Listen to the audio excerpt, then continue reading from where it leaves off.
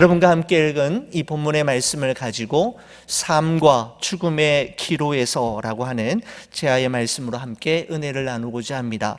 AD 347년경 안디옥에서 태어난 잔 크리소스톰이라고 하는 설교자가 있었습니다. 그는 황금의 잎이라고 하는 별명을 가지고 있을 정도로 주옥 같은 설교를 통해서 사람들의 흩어진 마음을 하나님께로 집중하게 만들었고, 또한 많은 영혼들을 하나님께로 인도했던 4세기의 유명한 교부입니다. 당시 로마 황제에게 눈에 가시와 같았던 크리소스톰에게는 다음과 같은 일화가 우리에게 전해져 내려오고 있습니다. 복음을 전하다가 여러 번 잡혀온 크리소스톰에게 형을 집행하기 위해 이번에는 로마 황제가 직접 나섰습니다. 저 크리소스톰이 아무에게도 설교할 수 없도록, 그리고 아무와도 대화할 수 없도록 독방에 가두어라 라고 이야기합니다. 그러자 형 집행관이 말하기를, 황제 폐하, 예수 믿는 사람들은 혼자 있는 것 너무 좋아합니다. 만일 저 사람을 독방에 가두어도 그는 혼자 있는 게 아닙니다. 우리 눈에는 보이지 않지만 예수 믿는 사람들은 그들의 하나님과 늘 함께 있다며 오히려 더 좋아하고 기뻐할 겁니다. 그렇게 하시면 안 됩니다. 이렇게 이야기하는 겁니다. 신하의 말에 당황했던 그 로마 황제가 다시 말하기를, 그러면 저자를 극악 무도한 사형수들이 있는 감방에 집어넣어라, 이렇게 이야기합니다. 그때 형 집행관이 또한 이렇게 이야기하죠. 황제 폐하, 그거는 정말 안 될 일입니다. 크리소스톰은 전도할 기회를 얻었다며 오히려 더 좋아할 겁니다. 그리고 얼마 되지 않아서 그 감옥에 있는 모든 죄수들은 그리스도인들이, 예수 믿는 자들이 될 것이기 때문에 절대로 그를 극악 무도한 죄인들과 함께 두어서는 안 된다고 이야기합니다.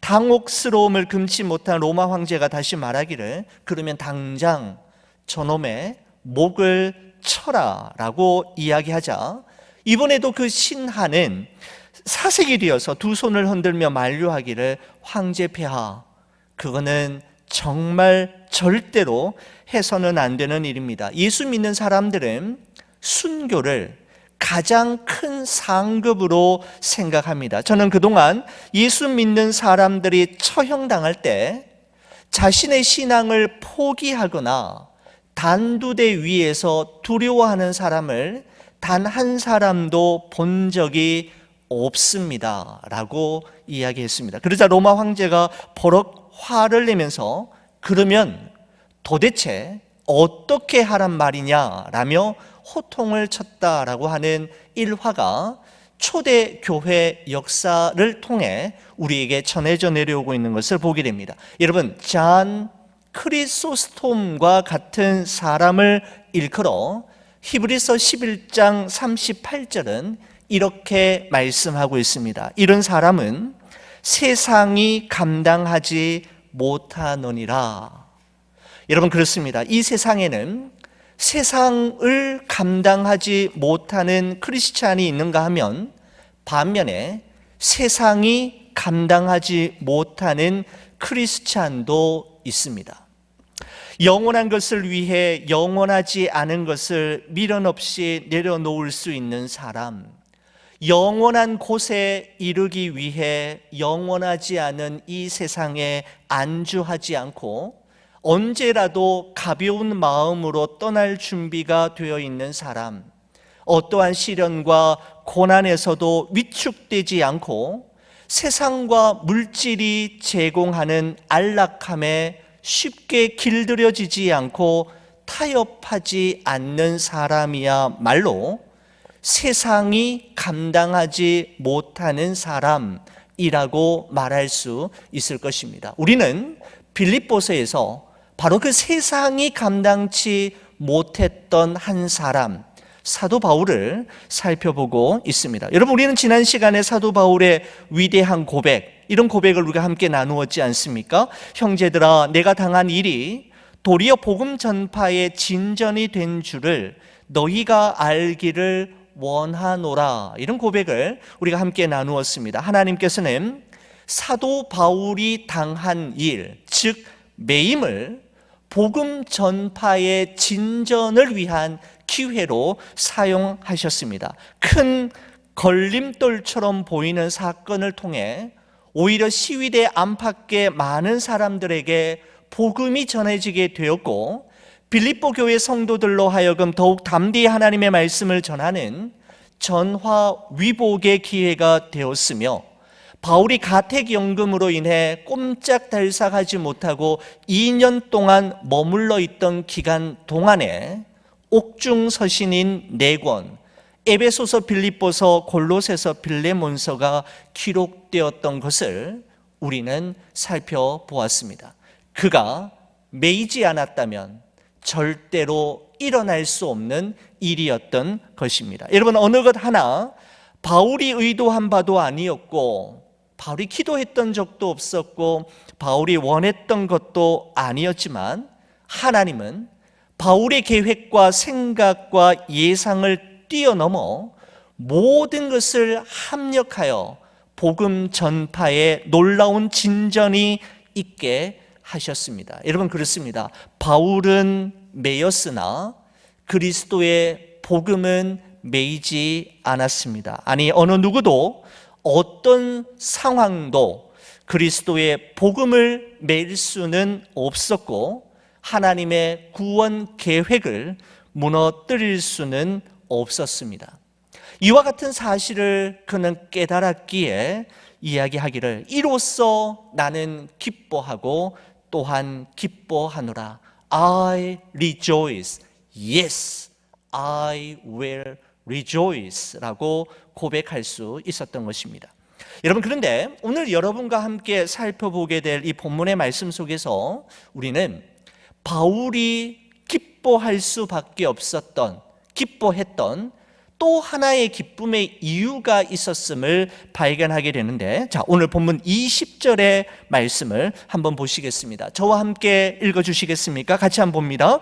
나의 간절한 기대와 소망을 따라 아무 일에든지 부끄러워하지 아니하고 지금도 전과 같이 온전히 담대하여 살든지 죽든지 내 몸에서 그리스도가 존귀하게 되게 하려 하나니라고 말씀하고 있습니다. 여러분, 사도 바울의 간절한 기대와 유일한 소망은 살든지 죽든지 내 몸에서 그리스도가 존귀하게 되는 것이라고 고백하고 있습니다. 여러분, 여기서 살든지 죽든지라고 하는 말은 내 삶의 모든 순간, 그리고 내 삶의 모든 영역을 이야기하는 것인데, 이 말은 다시 말씀드리면 가난할 때나 부할 때나 기쁠 때나 슬플 때나 좋은 일이 있을 때나 힘든 일이 있을 때나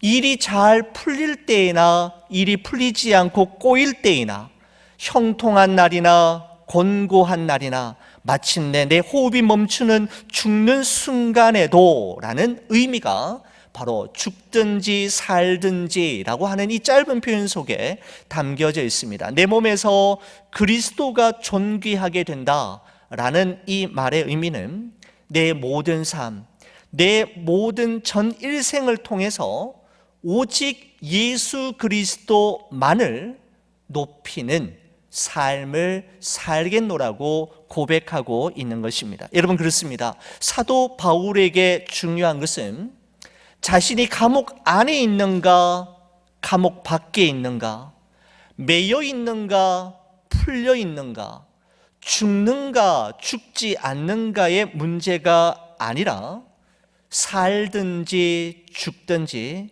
자신의 모든 삶을 통하여 오직 예수 그리스도만을 높이고 예수 그리스도만이 존귀히 여김을 받을 수 있다면 나는 어떤 상황에서도 기뻐할 수 있노라고 말하고 있는 것입니다. 여러분, 제가 최근에 터스틴에 있는 한 작은 교회에서 주일 설교를 하고 온 적이 있습니다. 제가 참 그 교회에서 참 은혜롭게 성도님들과 함께 말씀 나누고 또 교제도 하고 이렇게 왔었는데, 그 교회 그 주보 천면에 저의 시선을 사로잡는 다음과 같은 짧은 표현이 있어서 제가 그 주보를 가지고 제 일기장에 붙여놓고 제 교회의 어떤 목회의 한 방침으로 삼아야 되겠다, 그런 생각을 하게 되었습니다. 여러분, 이런 것이었습니다. 우리 교회 공동체의 삶의 목적은 예수님을 위하여, 우리 교회 공동체의 삶의 이유는 예수님 때문에, 우리 교회 공동체의 삶의 모습은 예수님처럼이라고 하는 글이었습니다.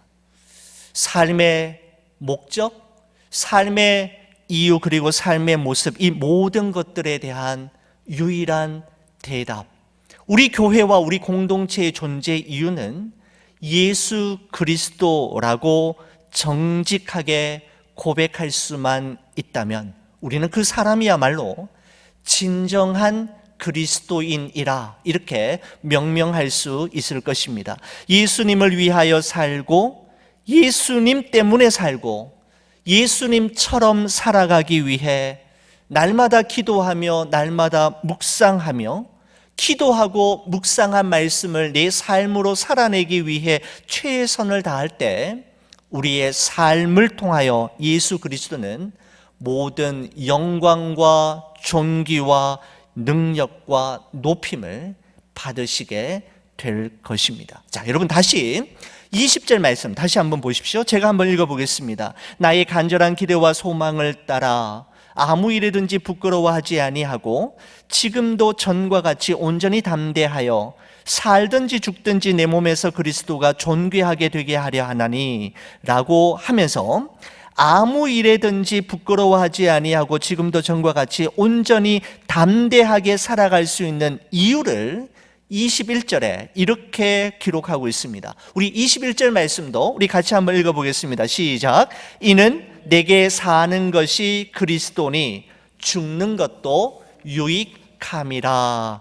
아멘. 내게 사는 것이 그리스도니, 즉 내 안에 사시는 분이 예수 그리스도라는 사실을 믿는 사람만이 죽는 것도 유익함이라고 선포할 수 있고, 죽는 것도 유익함이라고 확신 있게 말할 수 있으려면 내 안에 사시는 분이 예수 그리스도라는 사실을 분명히 인식하고 있을 때 가능해지는 것입니다. 이 말씀을 묵상하면서 요한복음 15장에 예수님께서 비유로 말씀하셨던 포도나무와 가지 비유가 생각이 났습니다. 그 1절에 보면 이런 말씀으로 시작이 되죠. 나는 참 포도나무요 내 아버지는 농부라 라고 하시면서 우리의 삶이 풍성한 열매를 맺는 삶이 될 수 있는 비결에 대해서 예수님이 이렇게 말씀하셨습니다. 우리 같이 한번 읽어보겠습니다. 내 안에 거하라, 나도 너희 안에 거하리라.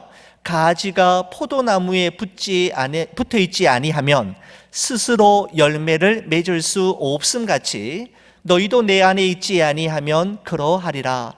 나는 포도나무요 너희는 가지라. 그가 내 안에 내가 그 안에 거하면 사람이 열매를 많이 맺나니 나를 떠나서는 너희가 아무것도 할 수 없음이라.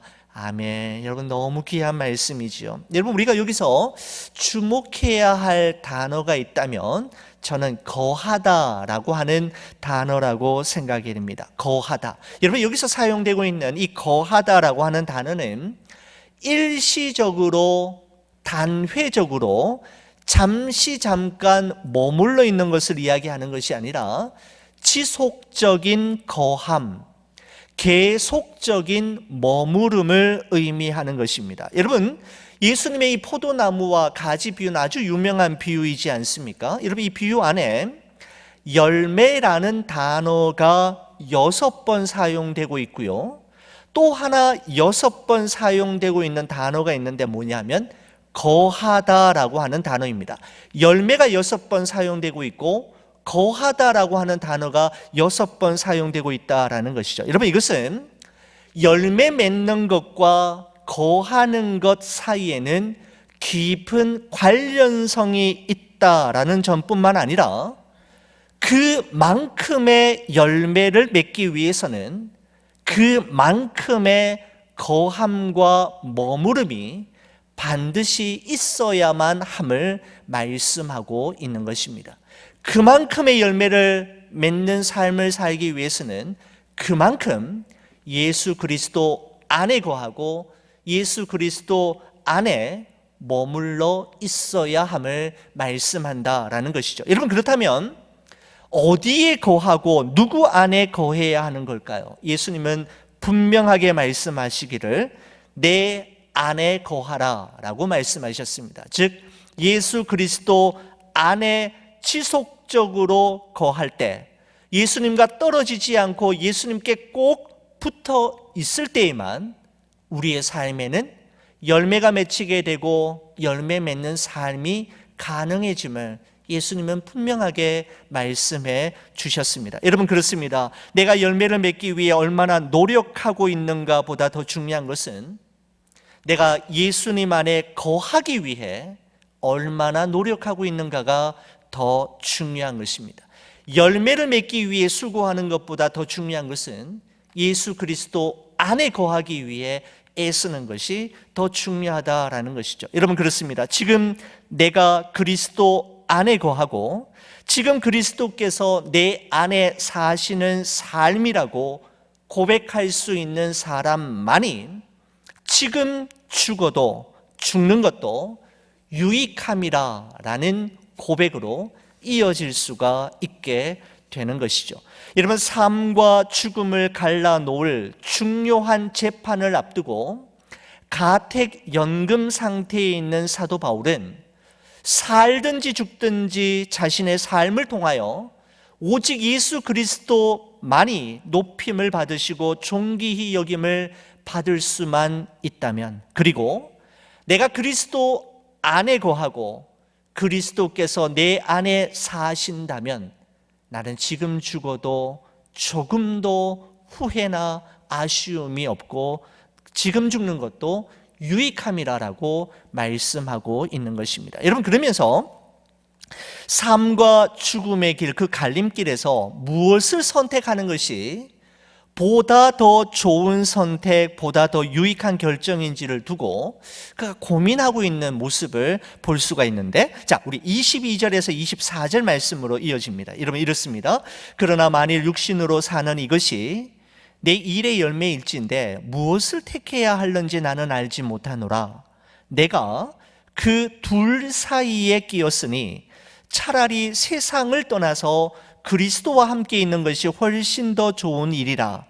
그렇게 살고 싶으나 내가 육신으로 있는 것이 너희를 위하여 더 유익하리라. 이렇게 말씀하고 있습니다. 자, 어떤 내용인가 하면 이렇습니다. 사도 바울은 지금 무엇을 선택해야 할지 잘 모르겠다라고 하면서 그는 지금 둘 사이에 끼어 있다, 이런 표현을 쓰고 있습니다. 여러분, 그 둘이라는 것은 무엇인가 하면 세상을 떠나는 것과 육신으로 살아있는 것을 의미합니다. 다시 말해서 바울은 사형 선고를 받고 죽임을 당하든지 아니면 무죄 선고를 받고 석방되어 살아나든지 어떠한 재판의 결과가 나와도 본인은 상관없다라는 말을 하면서 다만 남아있는 이들을 생각하면 어느 편이 더 좋은지 어느 편이 더 유익한지 고민이 된다라고 이야기하고 있는 것이죠. 여러분, 그러면서 솔직한 심정을 이야기하기를 차라리 세상을 떠나서 그리스도와 함께 있는 것이 훨씬 더 좋은 일이라, 그렇게 23절에 말씀하고 있습니다. 그죠? 자, 여기 거기 보시면 세상을 떠나서라고 할 때, 여러분, 이 떠나다라고 하는 단어가 우리가 꼭 눈여겨보셔야 할 단어인데 성경 원문에서는 아나루오라고 하는 단어를 쓰고 있습니다. 여러분, 이 아나루오라고 하는 단어가 로마 시대 때 사용되었던 두 가지 용례가 있었습니다. 여러분, 이 아나루오라고 하는 이 단어는 첫 번째, 망망대해를 건너서 최종 목적지에 도착해서 정박해 있던 배가 드디어 다시 고향 땅을 향해 출발하기 위해 닻을 올릴 때, 닻을 올리는 그 장면을 로마 시대 헬라 사람들은 아나루오라는 단어를 사용했다고 합니다. 여러분, 이 아나루오라고 하는 단어가 사용된 두 번째 용례는 어떤 경우인가 하면 생사를 갈라놓는 치열한 전쟁이 수개월, 수년 동안 계속 치르는 동안에 이런 병사들은 집에서 잠을 자고 아침에 출근해서 전쟁하는 것이 아니지 않습니까? 전쟁이 일어나는 야전에 그 전쟁터에 텐트를 치고 그곳에서 머무르면서 전쟁을 치르게 되는 것이죠. 어느 날 전쟁에서 아군의 승리로 끝이 나게 되면 수년 동안이나 집으로 가보지도 못하고 사랑하는 부모님과 처자식을 한 번도 본 적이 없는 병사들이 너무나도 기뻐하면서 노래를 부르면서 그동안 머물러 있었던 텐트를 걷게 되는데, 가장 먼저 텐트를 걷기 위해서 무엇을 하느냐 하면 텐트를 지탱하기 위해 땅에 박아둔 말뚝과 연결된 줄을 풀어야 되지 않습니까? 여러분, 그때 줄을 푼다라고 하는 의미가 떠난다라고 하는 단어 아나루오를 사용하고 있다라는 점입니다. 여러분, 텐트에 줄을 푼다라는 것은 떠난다라는 것을 의미하고 정든 고향, 부모님과 처자식이 있는 곳으로 되돌아간다라고 하는 의미가 있었던 것입니다. 여러분, 그래서 아나루오라고 하는 단어는 그리운 본향으로 돌아가기 위해 잠깐 일시적으로 머물러 있던 곳을 떠날 때 사용했던 단어라고 합니다. 여러분, 사도 바울이 세상을 떠나서 그리스도와 함께 있는 것이 훨씬 더 좋은 일이라고 할 때 세상을 떠나서라는 말은 이 땅 위에서의 인생 여정을 마치고 죽음을 맞이하는 것을 의미합니다. 사도 바울은 세상을 떠나는 것, 죽는 것이 훨씬 더 좋은 일이라고 이야기했는데, 그렇게 말한 이유가 무엇인가 하면 바로 본향에서, 영원한 본향인 천국에서 그리스도와 함께 영원히 살게 될 것에 대한 소망이 있었기에 나는 차라리 죽는 것이 훨씬 더 낫다라고 이야기하고 있는 것입니다. 제가 말씀을 준비하면서 천상병 시인의 귀천이라고 하는 시가 생각이 났습니다. 귀천이라는 말은 하늘로 올라간다, 하늘로 돌아간다, 여러분 그런 의미이지 않습니까? 여러분, 시가 이렇습니다. 한번 들어보십시오. 나 하늘로 돌아가리라. 새벽빛 와 닿으면 쓰러지는 이슬 더불어 손에 손을 잡고, 나 하늘로 돌아가리라. 노을빛 함께 단 둘이서 기슭에서 놀다가 구름 손짓하면은, 나 하늘로 돌아가리라. 아름다운 이 세상 소풍 끝나는 날 가서 아름다웠다고 말하리라 라고 하는 시입니다. 예전에 참 제가 좀 좋아했던 시 중에 하나인데, 여러분, 시인은 이 세상에 태어나서 한평생을 살다가 죽는 것을 아름다운 이 세상에 소풍 온 것으로 인식하고 있는 이 표현이 참 제 마음속에 와닿았습니다. 이 세상에서의 소풍이 끝나고 하늘로 돌아가면 나 꼭 이 말 하고 싶어. 무슨 말이냐면 이 생에서의 삶이 참 아름다웠노라고, 그렇게 말할 수 있도록 후회 없이 나의 삶을 살아가겠노라고 하는 시인의 다짐이 스며들어 있는 시라고 말씀드릴 수 있는 것이죠. 여러분, 사도 바울도 이렇게 고백했지 않습니까? 디모데후서 4장 7절, 우리 이 말씀 같이 한번 읽어보겠습니다. 나는 선한 싸움을 싸우고 달려갈 길을 마치고 믿음을 지켰으니 이제 후로는 나를 위하여 의의 면류관이 예비되었으므로 주 곧 의로우신 재판장이 그날에 내게 주실 것이며 내게만 아니라 주의 나타나심을 사모하는 모든 자에게 도니라 라고 말씀하고 있습니다. 선한 싸움을 싸우고 달려갈 길을 완주하고 믿음을 끝까지 지킨 자에게 예수 그리스도께서 씌워주실 면류관이 준비되어 있음을 바울은 확신했기에 그는 죽어도 유익함이라, 차라리 세상을 떠나는 것이 훨씬 더 좋은 일이라고 말했던 것입니다. 여러분, 이렇게 말하면서 사도 바울의 최후의 결정과 선택이 나오는데, 자, 여러분 23절 마지막에 보면 이렇게 되어 있습니다. 그렇게 하고 싶으나, 이렇게 합니다. 여러분, 그렇게 하고 싶다라는 말은 뭐냐면 차라리 세상을 떠나서 그리스도와 함께 있고 싶으나, 그 말입니다. 여러분, 그러면서 그렇게 하고 싶지만 24절에 그가 선택한 것은 이것입니다. 내가 육신으로 있는 것이 너희를 위하여 더 유익하리라 라고 이야기합니다. 이 말은 바울이 죽지 않고 사는 것을 의미하는 것인데, 여러분, 그가 차라리 이 세상을 떠나 그리스도에게로 가지 않고 죽지 않고 사는 것이 빌립보 교회 성도들에게 어떤 유익이 있었을까요? 25절, 26절이 어떤 유익이 있었는지 이렇게 이야기합니다. 우리 이 말씀도 같이 한번 읽어보겠습니다. 내가 살 것과 너희 믿음의 진보와 기쁨을 위하여 너희 무리와 함께 거할 이것을 확실히 아노니 내가 다시 너희와 같이 있으므로 그리스도 예수 안에서 너희 자랑이 나로 말미암아 풍성하게 하려 함이라 라고 말씀하고 있습니다. 바울은 세상을 떠나 그리스도와 함께 있는 것이 훨씬 더 좋지만 빌립보 교회 성도들의 믿음의 진보와 기쁨을 위해서, 그리고 예수 그리스도 앞에 자랑할 것이 풍성해지기 위해서는 지금 사는 것이 더 유익하다라고 판단하고 있는 것입니다. 여러분, 한번 이 말씀 한번 잘 보십시오. 23절에 이렇게 되어 있습니다. 차라리 세상을 떠나서 그리스도와 함께 있는 것이 훨씬 더 좋은 일이라 라고 되어 있죠. 훨씬 더 좋은 일이라, 이 표현을 보시고요.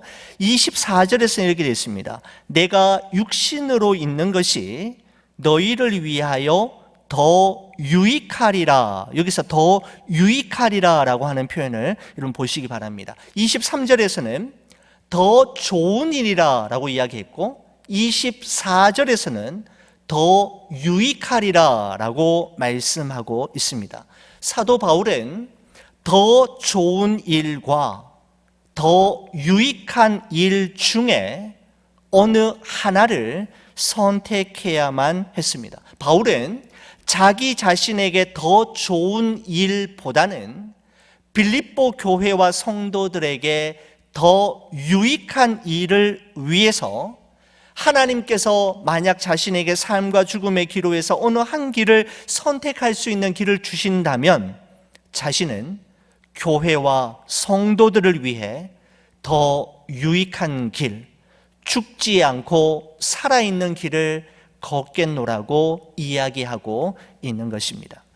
여러분, 사람들은 일반적으로 공동체 전체의 유익보다는 나 개인에게 좋은 것을 선택하고 가야 할 길보다는 가고 싶은 길을 선택합니다. 여러분, 물론 자기에게 좋은 길을 선택하고 자기가 가고 싶은 길을 가는 것이 반드시 나쁜 것은 아니지만 성숙한 그리스도인이라면 교회 공동체의 유익을 위한 것과 하나님께서 원하시는 그 길을 선택해야만 합니다. 여러분, 저는 그래서 고린도전서 10장 23절 말씀이 교회를 위해 꼭 필요한 말씀이라고 저는 생각합니다. 여러분, 이렇게 되어 있습니다. 모든 것이 가하나 모든 것이 유익한 것이 아니요 모든 것이 가하나 모든 것이 덕을 세우는 것이 아니니 누구든지 자기의 유익을 구하지 말고 남의 유익을 구하라. 즉 교회에 유익이 되는 일을 구하라, 선택하라 라고 말씀하고 있습니다. 여러분, 성경은 모든 것이 다 가하지만 모든 것이 다 유익한 것이 아니고 모든 것이 덕을 세우는 것이 아니라고 말하면서 자기의 유익과 자기에게 좋은 것이 아니라 교회의 유익과 성도들에게 유익한 것이 무엇인지를 선택의 기준으로 삼아야 함을 분명하게 말씀하고 있는 것입니다. 여러분, 그렇습니다. 가하지만 모든 것이 다 유익한 것은 아니고 가하지만 모든 일이 다 덕을 세우는 일이 아님을 우리는 명심해야 합니다. 여러분, 제가 참 좋아하는 선교단체 중에 여러분 조이라고 하는 선교단체가 있죠. 여러분, 그 조이라고 하는 선교단체는 이 선교단체의 존재 이유가 여러분 이렇습니다. 예수님을 첫째로, Jesus first, 그죠? 이웃을 둘째로, others second, 나 자신을 마지막 세 번째로, you third라고 하는 이 캐치프레이즈를 가지고 여러분 이게 존재하고 있는데, 여러분 Jesus first의 J와 others second의 O, 그죠? 그 다음에 you third의 Y를 해서 JOY. 우리 인생의 진정한 기쁨은 언제 찾아오는 것인지를 분명하게 이야기하고 있습니다. 예수님을 첫 번째로 두고 이웃을 그 다음에 두며 나는 항상 마지막으로 설 때, 그때 비로소 우리에게 진정한 기쁨을 맛볼 수 있다라는 것이죠. 여러분, 바울에게 정말 중요한 것은 감옥 안에 있느냐 감옥 밖에 있느냐, 매이느냐 풀리느냐, 사느냐 죽느냐, 삶이냐 죽음이냐가 아니라 산다면 삶의 이유가 무엇인지, 죽는다면 죽음의 이유가 무엇인지를 분명하게 분별하는 것이었습니다. 바로 나의 부르심, 즉 소명과 나에게 맡겨주심, 즉 사명이었습니다. 바울은 소명과 사명을 위해서 목숨이 필요했던 것이지 목숨을 부지하거나 연장하기 위해 사는 사람이 아니었음을 우리는 깨닫게 되는 것이죠. 여러분, 진정한 기쁨이란 무엇을 선택할 때 주어지는 것인지 바울은 분명히 알고 있었습니다. 자기 자신에게 좋은 것을 선택하는 것이 아니라 교회와 성도에게 더 유익한 것이 무엇인지를 잘 분별하며 순간순간마다 선택해 갈 때 하나님으로부터 임하는 다른 사람은 이해할 수도 없는 기쁨을 경험하게 될 것이라고 말씀하고 있는 것입니다. 이런 말씀을 좀 마무리하겠습니다. 제가 지난 주간에 교회에 이렇게 집으로 출퇴근하면서 주로 유튜브로 많은 이제 강연을 들으면서 이렇게 오고 가곤 하는데, 어느 강연에서 한 강연자가 그 강연을 하는 중에 이런 질문을 던지는 것이었습니다. 나는 왜 없지 않고 있는가라고 하는 질문이었습니다. 나는 왜 없지 않고 있는가? 꽤 오랜 동안의 강연이었지만 다른 강연은 생각나지 않고 이 질문이 며칠째 운전을 하고 오고 가는 제 운전하는 시간 속에 제 속에 남아있는 질문이었습니다. 나는 왜 없지 않고 있는가? 나는 왜 존재하는가? 라고 하는 존재론적인 질문이지 않습니까? 여러분, 그러면서 그가 이야기하기를 이 생명이라고 하는 단어를 이렇게 풀었습니다. 여러분, 한자어로는 날생자와 목숨명, 명령, 명자를 쓰는데 생명이란 무엇인가 하면 살라고 하는 명령 또는 생명이란 명을 살아내는 것, 이렇게 표현하고 있는데 제 마음에 참 이렇게 와닿았습니다. 생명이란 살라고 하는 명령, 명을 살아내는 것이 이 생명이라고 하는 한자 속의 문자 그대로의 의미라는 것이죠. 여러분, 우리에게 명을 주신 분은 누구입니까? 소명과 사명과 생명을 주신 분